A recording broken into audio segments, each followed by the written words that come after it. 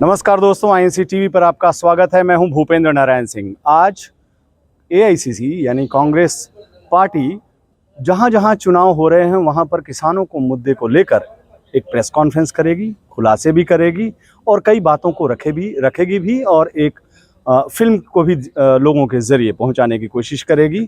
हम इस वक्त हैं पंजाब में विधानसभा चुनाव जोरों शोरों से चल रहा है और हमारे साथ वो शख्स हैं जो कि काफ़ी इम्पोर्टेंट यहाँ पे माना जाता है पंजाब में, और नए यहाँ पर पंजाब प्रदेश कांग्रेस के जो हैं वो को इंचार्ज बने हैं, यंग हैं, यूथ हैं और बोलते बहुत अच्छा हैं। तो आज इनको हमने पकड़ा है यहाँ चंडीगढ़ में। पूरे इलाके का दौरा भी कर रहे हैं और ज़मीनी हकीकत जानेंगे। सबसे पहले आपको बहुत बहुत बधाई हो, नए जो आपको पद दिया गया है उसके लिए बहुत बहुत बधाई। आजकल देखा यह जा रहा है कि कांग्रेस जो है युवाओं को आगे लेके आ रही है, कम उम्र में इतनी बड़ी पदवी आपको मिली, क्या कहेंगे? देखिए, इसके लिए मैं खास तौर से माननीय सोनिया जी, हमारे नेता राहुल जी और प्रियंका जी और पंजाब प्रदेश कांग्रेस के अध्यक्ष नवजोत सिद्धू साहब, उनकी सोच है कि आने वाली पीढ़ी में इन्वेस्ट किया जाए ताकि कल को वो रिटर्न के तौर पर अपनी सेवाएं, human resources are the most important resources, उसके अंदर इन्वेस्ट कर कर प्रदेश को, देश को प्रगति की ओर अग्रसर करने के लिए ये जो कांग्रेस पार्टी का विजन है, ये एक बदलाव की नई शुरुआत है। मतलब बदलाव की बयार है। लेकिन कांग्रेस जो पंजाब में जो लड़ रही है वहां पर क्या हवा है, क्या बयार बह रही है?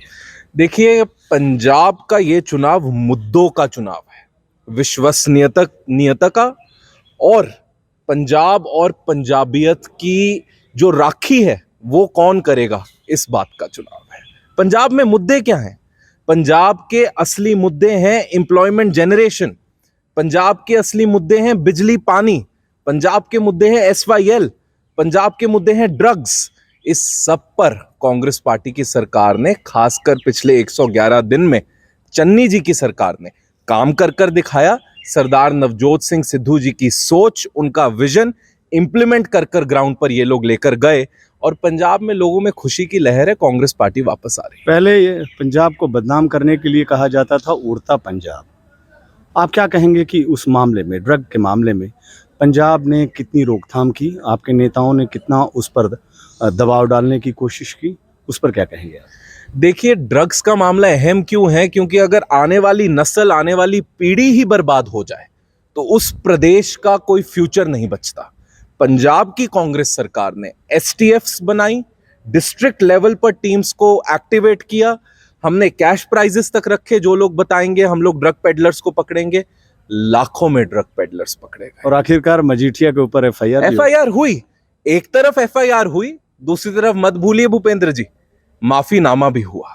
आम आदमी पार्टी के सुप्रीमो अरविंद केजरीवाल ने, जिस तरह अरविंद केजरीवाल जी ने मजीठिया साहब से गिड़गिड़ाकर, उनके पैरों में लेटकर माफी मांगी, आप वो शब्द पढ़े। पंजाबियों की अणख पंजाबियों की पहचान है, वो हमारी अनख परवार है।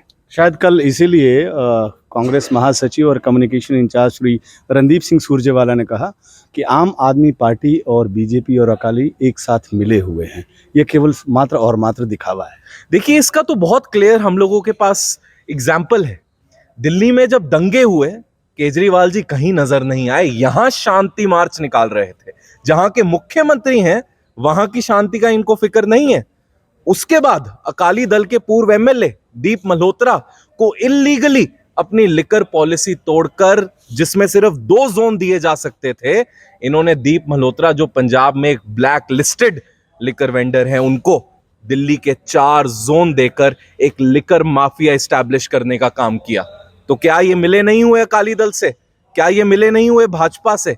ये असल में भाजपा अकाली दल की B टीम है और पंजाब वाले इस बात को बखूबी जानते हैं।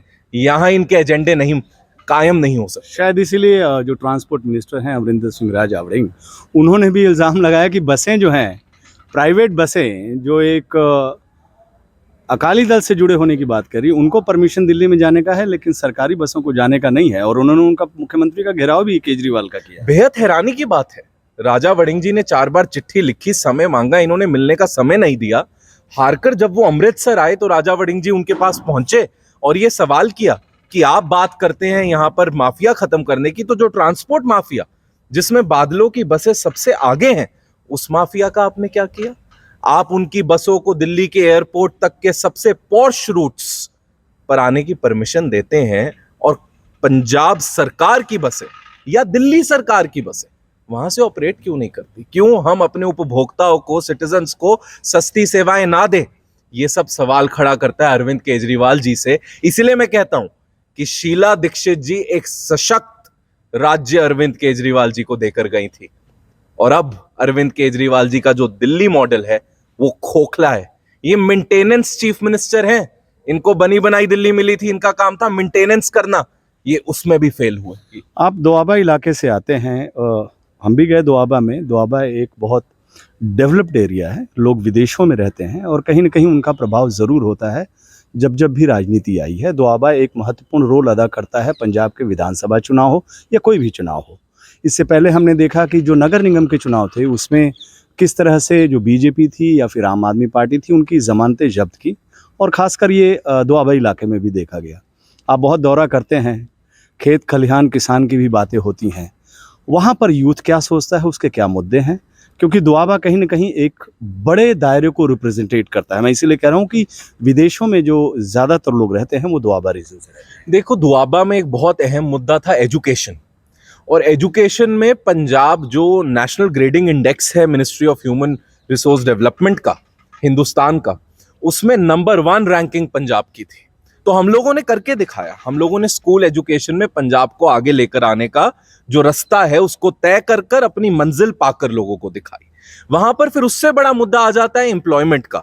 कई बार हम लोगों की सरकार की तरफ से एम्प्लॉयमेंट्स दी गई, जहां सरकार नहीं दे पा रही थी बहुत अच्छे कदम उठाए गए, रोजगार मेले लगाए गए हम लोगों की तरफ से, जिसके अंदर प्राइवेट कंपनियां जिनको एम्प्लॉयर्स की जरूरत है, अपने एम्प्लॉयज की जरूरत है, उन लोगों के साथ सरकार ने टाई अप करा और जगह जगह लोगों तक नौकरियां पहुंचाने का काम करा जितना हो सका। कुछ कारवां पूरा किया, अभी आधा रास्ता तय करना बाकी है, उस तरफ भी कांग्रेस पार्टी चल रही है। और मुझे लगता है किसानी भी दोआबा का एक अहम मुद्दा है। वहाँ जमींदार हैं, वहाँ बड़े किसान हैं, और वो 600 शहादतों को कभी नहीं भूलेंगे। भूपेंद्र जी, जब चोट आत्मा पर लगाई जाए उसका जो दर्द है वो कभी नहीं निकलता।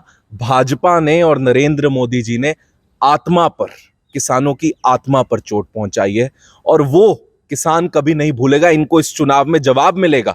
भाजपा की जमानतें हर सीट पर दोआबा में खासकर जब्त होने जा रही हैं, आप देखिएगा। आपका बहुत बहुत शुक्रिया, और नई सोच और नई उम्मीद के लिए से बात करने के लिए बहुत बहुत शुक्रिया। थे ये गौतम सेठ, जो एक युवा सोच रखते हैं, और देखते हैं कि परिणाम क्या बताता है। लेकिन एक नई चीज़ देखी गई है कांग्रेस पार्टी में कि जो युवा हैं उनको जो पार्टी है, पार्टी नेतृत्व है, उन्हें काम करने का मौका दे रही है। फिलहाल इस बुलेटिन में इतना ही, लेकिन आपको आज दिन भर हर राज्यों से हम लाइव प्रेस कॉन्फ्रेंस दिखाएंगे। जो कांग्रेस पार्टी, एआईसीसी और प्रदेश के जो नेता हैं, प्रमुख नेता हैं, वो किसान, किसानी, खेत खलिहान के मुद्दे पर अपनी बात रखेंगे। बहुत महत्वपूर्ण प्रेस कॉन्फ्रेंस होगी।